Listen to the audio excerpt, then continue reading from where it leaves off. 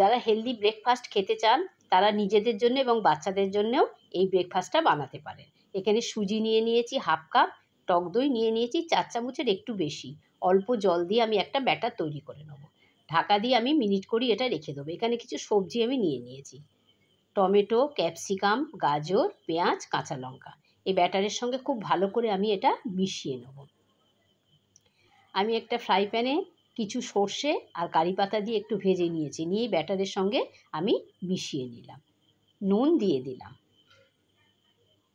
আমি তেল ব্রাশ করে নিয়ে চামচের সাহায্যে 2 চামচ দিয়ে আমি ভালো করে এটা গোল করে ছড়িয়ে নেব।